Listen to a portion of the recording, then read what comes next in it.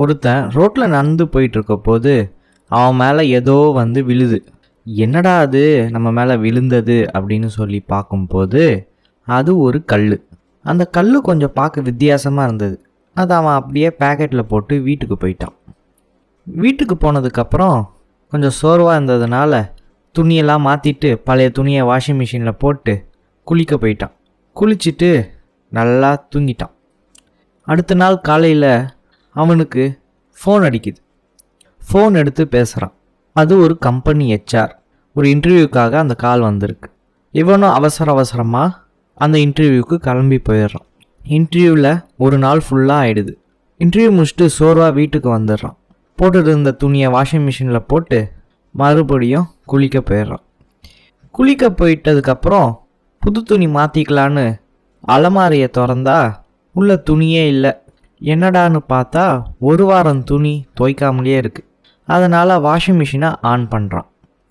On பண்ணிட்டு இரவு சாப்பாடுக்கு வெளியே போயிடுறான். போயிட்டு வந்ததுக்கப்புறம் இவன் வீட்டு வாசலில் இவன் வீட்டு ஓனரம்மா கத்திக்கிட்டே இருக்கு. என்னன்னு பார்த்தா அவன் வீட்டிலேருந்து ஏதோ சத்தம் வருது போல். அவன் என்னடான்னு போய் பார்த்தா வாஷிங் மிஷின் தான். வாஷிங் மிஷின் ஏன் சத்தம் போடுதுன்னு சொல்லி பார்த்தா அவன் நேத்திக்கு பேக்கெட்டில் போட்ட அந்த கல்லை எடுத்து தூக்கி தூரம் வீசிடுறான். அது அவன் கார்டனில் போய் விழுந்துருது. இரவு நல்லா தூங்கி காலைல ஏஞ்சி வெளியே கிளம்பலான்னு பார்க்குறான். ஆனால் அவனுக்கு ஒரு ஃபோன் கால் வருது. அந்த ஃபோனை எடுத்து பேசுகிறான். பேசினா நேத்திக்கு அட்டன் பண்ண இன்டர்வியூவில் செலக்ட் ஆகியிருக்கான். அதனால் என்னைக்கு ஜாயின் பண்ணுறீங்கன்னு சொல்லி கேட்குறதுக்கு தான் ஃபோன் வந்திருக்கு. நாளையிலேருந்தே ஜாயின் பண்ணிடுறேன்னு சொல்லிவிட்டு ஆஃபீஸ்க்கு போட்டுட்டு போக புது துணி வாங்கிறதுக்கு வெளியே கிளம்பிடுறான். போய் துணி கடையில் போய் துணியை வாங்கிட்டு வரும்போது மறுபடியும் ஃபோன் கால். யாரும் இல்லை. கிராமத்தில் இருந்து அவனோட அப்பா அம்மா தான். அவங்ககிட்ட பேசிட்டு வீட்டுக்கு வந்துடுறான். வீட்டுக்கு வந்ததுக்கப்புறம் பழைய துணியெலாம் வாஷிங் மிஷினில் போட்டு மறுபடியும் குளிச்சுட்டு தூங்க போயிடுறான். அதுக்கப்புறம் தினமும் அவன் ஆஃபீஸ் போயிட்டு வரான்.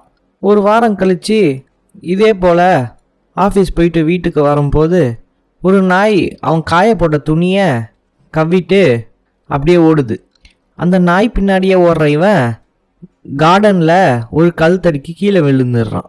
என்னடான்னு பார்த்தா அவன் எடுத்துகிட்டு வந்த அதே கல் தான். அது அவன் எடுத்துகிட்டு வரப்போது கையளவு கூட அந்த கல் இல்லை. ஆனால் இப்போ என்னடானா முட்டி வரைக்கும் அந்த கல் வளர்ந்துருக்கு. இவனுக்கு ஒன்றுமே புரியல.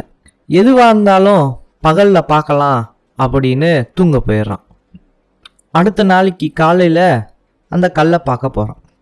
ஆமாம், அது அவன் எடுத்துகிட்டு வந்த கல் தான். அதை அவன் கன்ஃபார்ம் பண்ணிக்கிறான். இது எப்படி இவ்வளோ பெருசாக வளர்ந்ததுன்னு புரியாமல் இருக்கிற இவன் அந்த கல்லை தூக்கலான்னு பார்க்குறான். ஆனால் தூக்கவே முடியல. அதை பலவிதமாக நகர்த்துறதுக்கு முயற்சி செய்யலாம், முடியல. கடைசியில் உடைக்கலான்னு சொல்லியும் முயற்சி செய்கிறான், உடைக்கவும் முடியல. மிஷினும் யூஸ் பண்ணி பார்க்குறான், அதனாலேயும் முடியல.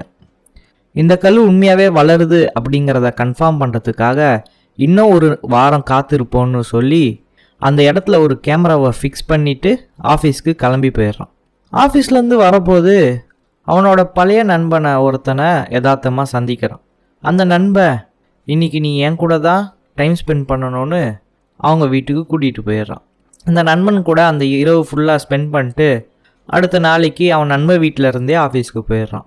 அன்றைக்கி ஆஃபீஸ்லேருந்து வீட்டுக்கு இரவில் கொஞ்சம் களைப்பாக வரான். வந்துட்டு பழைய துணியெல்லாம் வாஷிங் மிஷினில் போட்டு குளிக்க போயிட்டு தூங்கிடுறான். காலையில் முழித்து அந்த கார்டனில் போய் அந்த கல்லை போய் பார்க்குறான். அந்த கல் ஒன்றும் வளர்ந்த மாதிரி தெரியல. அதனால் அந்த கல்லை பற்றி மறந்து தினசரி வாழ்க்கைக்கே இறங்கிடுறான். முதல் மாதம் சம்பளம் வந்ததுக்கப்புறம் அவங்க ஊருக்கு பணத்தை அனுப்பி வைக்கிறான். பணம் வந்ததுக்கப்புறம் அவங்க அப்பா அம்மா இவனுக்கு கால் பண்ணி இந்த வார விடுமுறையில் ஊருக்கு வர சொல்லி கட்டாயப்படுத்துகிறாங்க. வார விடுமுறைக்கு ஊருக்கு போனவனுக்கு ஒரு சர்ப்ரைஸ். அவனுக்காக அவன் ஊரில் அவங்க அப்பா அம்மா ஒரு பொண்ணை பார்த்து வச்சுருக்காங்க.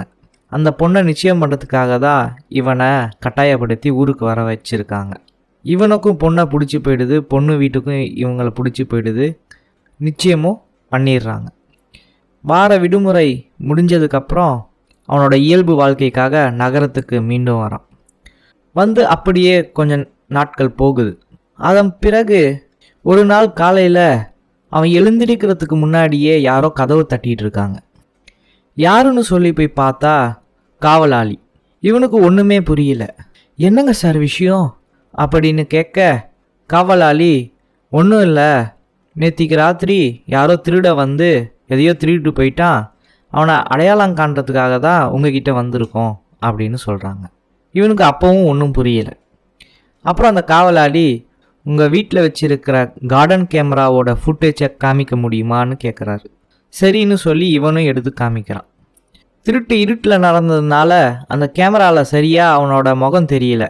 அதனால் மேற்கொண்டு ஏதோ ப்ராசஸிங் பண்ணணும்னு சொல்லி அந்த ஹார்ட் டிஸ்கை எடுத்துகிட்டு போகட்டான்னு கேட்குறாரு.